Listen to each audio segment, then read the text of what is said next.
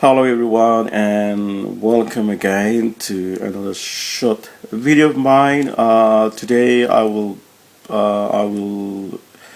briefly update you all on the latest information of what is going on right now in West Papua. Most of you would have seen our post on Facebook this week and a couple of weeks ago in regards to the current armed conflict that is going on in the highlands of West Papua, islands region of West Papua. Currently there is a massive build-up of Indonesian military presence in the islands region of West Papua, in Nduga, in Intan in Puncak Jaya, in Tembagapura, basically in everywhere in West Papua there is a big build-up of Indonesian military presence in West Papua. Most of you would have known in 2017 the leadership of TPNPB released a statement calling out for a all-out war against the Indonesian state and also to shut down the mining company, which is the mining company itself, Freeport, because our people, the people of West Papua, feel that the mining company Freeport is the root cause of all the problems currently that are going on in West Papua. So last week, you guys, we've been posting images or photos of civilians being evacuated from their own villages by the Indonesian military and police. So these people the civilians were actually forced against their will to evacuate. So they were actually threatened by the military and the police, telling them that if you don't leave, the area will be bombed. So, the people were actually frightened, and from the past experience, we've seen as well, when they started moving out the civilians, the whole area, were bombed. So the similar incident happened in Nduga region of West Papua, where they carried out the strikes and bombed the villages, and there were villages that were completely flattened to the ground, and there were civilians that got killed, and as a result there was a very serious humanitarian crisis. And currently there are about 50,000 plus Papuans who are being displaced, and some are currently living in a care center, temporary care centers in Wamena. And we also received a report as well. There were about 130 civilians, I think, who have crossed over the border and are seeking political asylum or refuge in Papua New Guinea. And they are currently in Kionga. They are being looked after by the Catholic Church. So we would like to appeal to the leaders of our region to take the matter very seriously, because the armed conflict between the West Papuan National Liberation Army and Indonesia's TNI POLRI has created a very serious humanitarian crisis, and people are basically being displaced in their own land. And I would like to encourage you guys as well to read the reports from Mr Sebby Sambom, who is the spokesman for TPNPB, or the West Papua National Liberation Army, and the reports that he has been providing and we've been able to share to the wider audience. This report contains the first-hand information about what's going on in the battlefield in West Papua. And these reports do not come out in the Indonesian media. How the Indonesian media see this, like, well, basically they don't write they don't write the fact about the ongoing war that is going on in West Papua. So the reports by Sebby Sambom is very, very important because it gives you the clear idea or picture about the struggle of West Papuan people and the war that is currently going on right now. And all these years of anger and frustration has actually built up now, and our people are basically taking up arms to defend themselves and the land and the territory. So we would like to appeal to our leaders of our region to take the matter very seriously, and we need to bring the Indonesian government and the West Papuan leaders to a external negotiation or dialogue, or they can sit down together and find a solution to this problem, because as you all would know by now, the special autonomy law that was introduced in West Papua in 2001 will actually end in 2022. So the 2-year period, the 2 years remaining, is very critical, especially our struggle for freedom from Indonesia. So we, the people of West Papua, do not want the extension of the special autonomy. We want the Indonesian government to sit down now with the leaders of West Papua and let us come to a agreement and a solution to the 57-year-old conflict, because under Indonesian rule and control, our people has suffered for the past 57 years. Enough is enough. We need to sit down together and find a solution to this problem. And we would like to appeal to the international community, especially the regions of our region, to play a part in trying to bring the people of West Papua, the leaders of West Papua and Indonesia, to a round table negotiation, and let us talk about the future of the territory of West Papua and her people.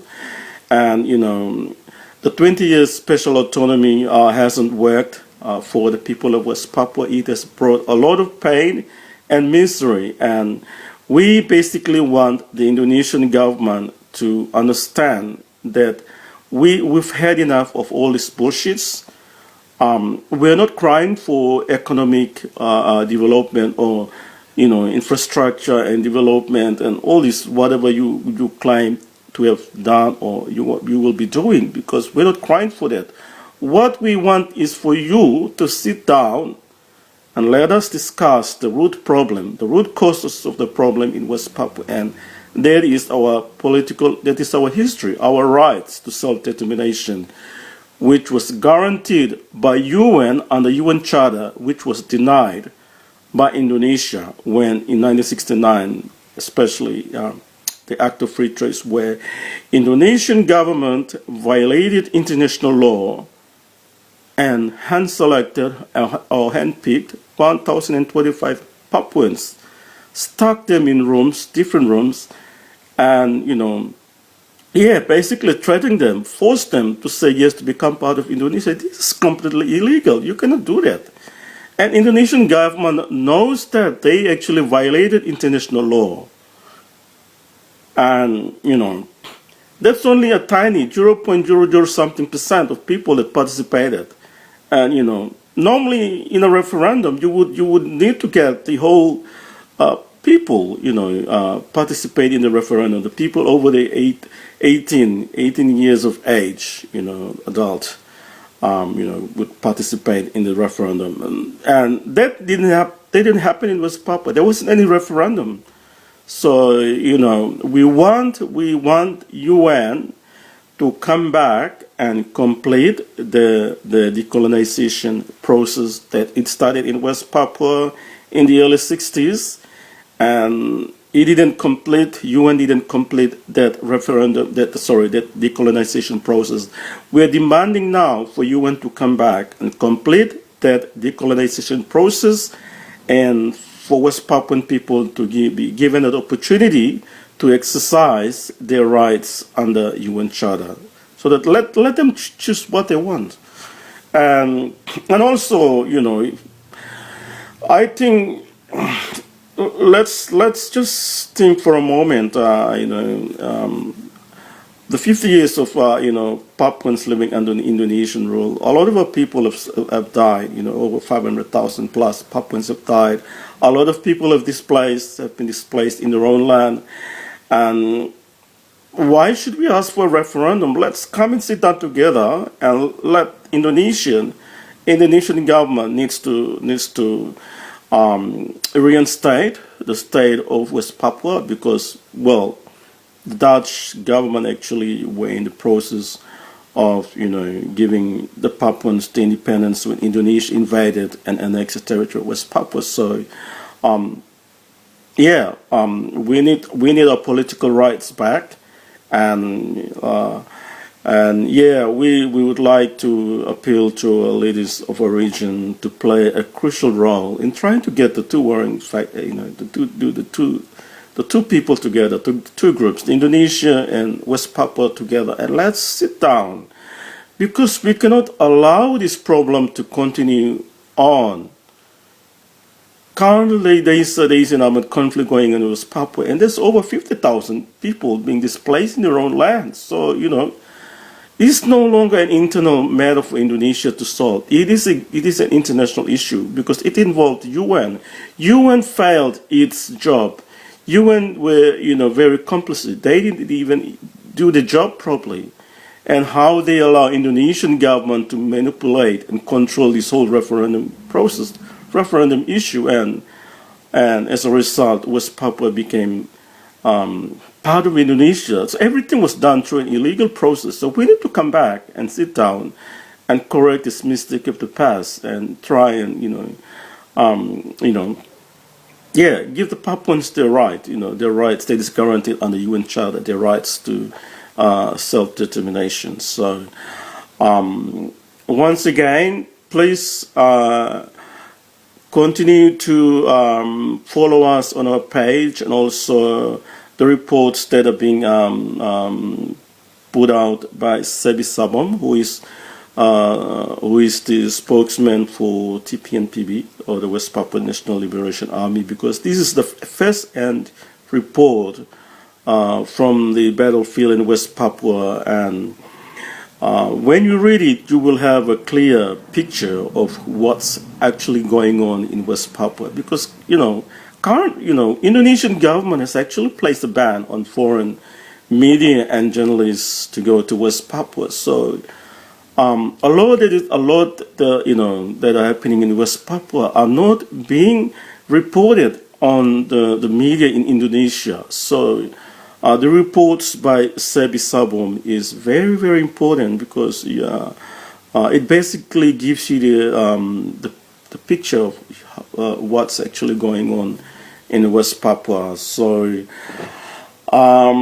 once again, thank you for your love, your support, your prayers, and as I've always said, every word on West Papua is a step in the right direction, and our struggle wouldn't have made it this far if it wasn't for beautiful people like you, because we need your love, your praise, and your support in trying to get this message to the wider audience, and so that they can know exactly about West Papua, because a lot of people, especially in the past, when you talk about West Papua, people will say Papua New Guinea or something, because they don't even know where it is, because a lot of information, there is a media blackout in West Papua. So we will also depend on people like you to help us in trying to disseminate information to a global audience. So, and also, if you're from the media, we would like to appeal to you to also follow us on the page, or on Facebook, Twitter. That's where we basically update you all on the latest information about West Papua. And once again, we would like to remind the Indonesian government that we, the people of West Papua, do not want the extension of the special autonomy. What we want now is for Indonesian government to call on all the leaders of West Papua, the key leaders of the West Papua, which is the leadership of TPNPB, the West Papuan OPM, for a round table negotiation or external negotiation, maybe witnessed or administered by a neutral third party, because the 50 years or 57 years of Indonesian occupation in West Papua has not worked. The integration of West Papua into Indonesia has failed, and it hasn't worked. So the only solution now is for Indonesian government to let go of the people of West Papua and let them choose what is best for them. And also, I think it's good for the Indonesian government as well, because all this, the bad publicity about Indonesia has actually destroyed the image of Indonesia and her people. So, by giving the West Papuan people their freedom and independence, will actually set a new chapter in the Indonesian history. So. Once again, we would like to appeal to the Indonesian government that we, the people of West Papua, do not want any further extension of the special autonomy. What we want now is for Indonesian government to invite all the key leaders of West Papua to come together and let us sit down and let us talk about the future of the territory of West Papua and her people. And we believe that we have a right under international law that is guaranteed under UN Charter, and that is our right to self-determination. And we basically want the Indonesian government to respect that this is our rights to self-determination that is guaranteed under international law. So, yeah, once again, thank you for watching my video, and I'll talk to you guys soon. Alright, take care and God bless.